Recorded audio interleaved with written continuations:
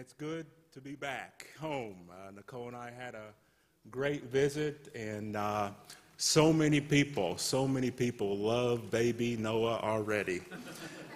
He received so many gifts and so many blessings. And it's good to see each and every one of you with us here this morning. Announcements here. We have some listed in the back of your bulletin that may be of your interest.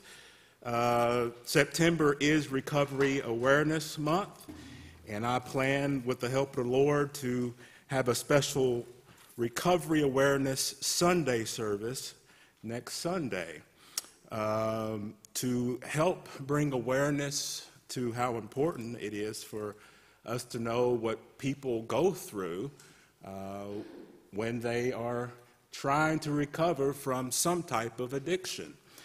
And this year's theme, released by the agency of the Recovery Awareness, their goal is to do just that, bring awareness to each and every person, and also let each and every person know that, guess what, recovery affects all. Recovery affects all. So please be mindful of that, be in prayer for that.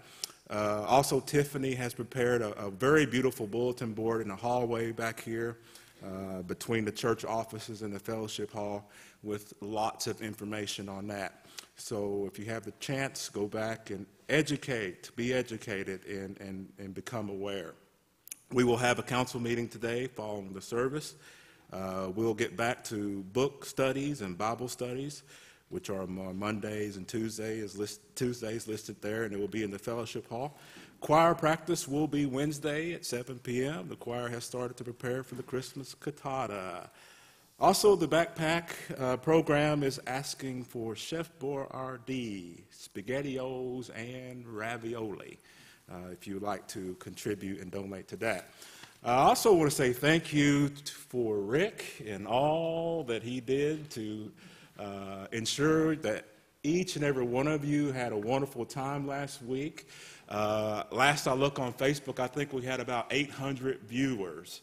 And I'm thinking, wow, I don't think they're going to view whenever I get back and preach that many times. But it must have been, obviously, a wonderful time. And I even heard that some danced during the service. Amen. Uh-oh. So there was some dancing going on, some worshiping, and some praising going on. It must have been a wonderful time. So can you help me thank Rick and all the singers, and thank God most importantly for helping us worship. At this time, I'll ask Sister Alberta Mitchell to come and share an announcement or report about annual conference.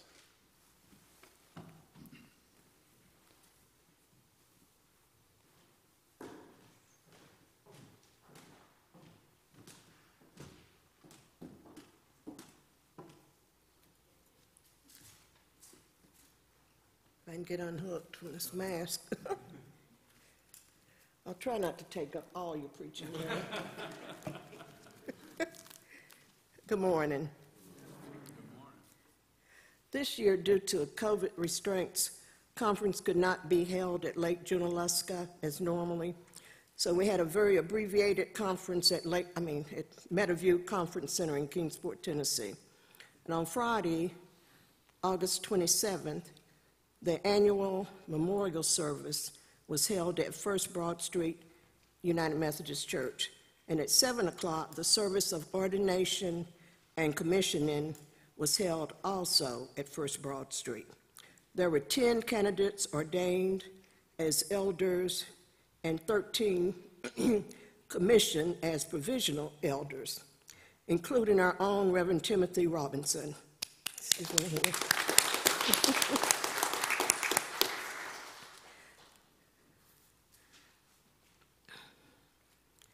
The theme of this year's conference was, "In the midst, God is with us." In the midst of the pandemic and so much unrest in the world, God is still in the midst. The session was attended by 525 persons online and 283 in person, who voted to install new officers, approve the 2022 budget, and consider several resolutions. Bishop Taylor resided over her final annual conference as Holston resident bishop. She began retirement September the 1st. Now, Holston will be sharing a bishop with the North Alabama Conference. Her name is Bishop Deborah Wallace Paget. She has led the North Alabama Conference for 9 years. She is one of 4 bishops overseeing 2 conferences. Now, in North Alabama, they have 650 churches, and in Holston, we have 862. So you think we'll see the bishop? No, she won't come to the Appalachian.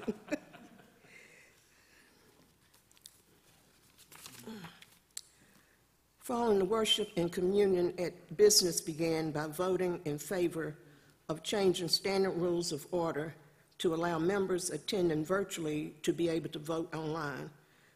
The annual conference approved a slate of nominations for ministry teams and leadership groups, and a vote, which is a vote that was delayed by a year due to annual conference not meeting due to COVID in 2020.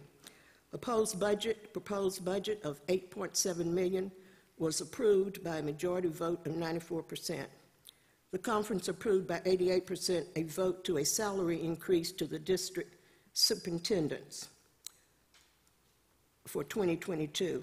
And it's to be noted that they made a resolution that they not receive an increase, but the Council on Finance and Administration felt that to leave salaries at a static level was not advised. So the conference approved board, pensions, health report, which includes a 16.5% rate increase in both the church portion and the participants.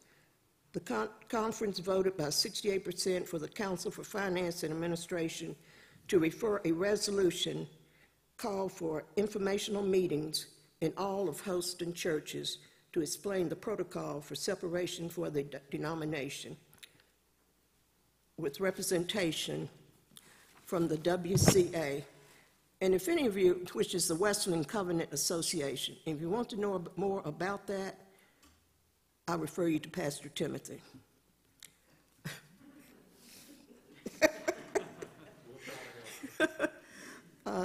A report to set minimum salaries for clergy was approved. And it's always a sad day in the Holston when we close churches. There were 5 churches closed. Browns Chapel, North Tazewell, Virginia; Lone Mountain, Tazewell, Tennessee; Arthur, Tennessee; Bethel, Loudon, Tennessee; and Shones in Mountain City, Tennessee. The conference rejected a resolution by 85% vote calling for the establishment of an online database of local church member contact information for the purpose of laity networking. It was felt that this would be a serious invasion of privacy.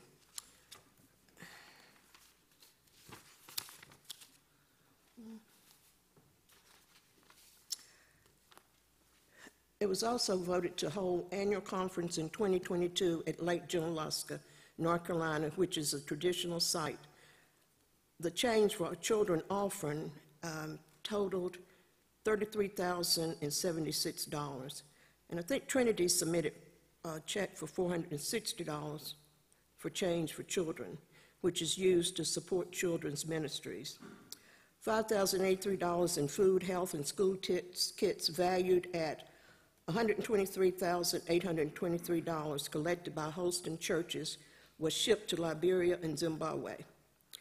Now, these are just some highlights from conference. There's not enough time for me to go in depth with all the reports, but if you're interested or have more questions, you can go to ac.holston.org. Or if anybody wishes, I'll let you see my book of reports and if you have questions. Okay. All right, and as the Bishop Taylor always says, God's grace, mercy, and peace is sufficient. Thank you.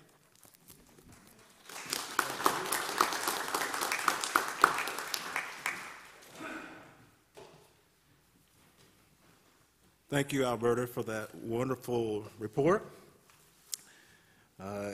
It's not an easy thing to do, to sit through all the meetings and go through all the voting processes, but Alberta, we appreciate you for your service and for the many years conveying with us information that's very important.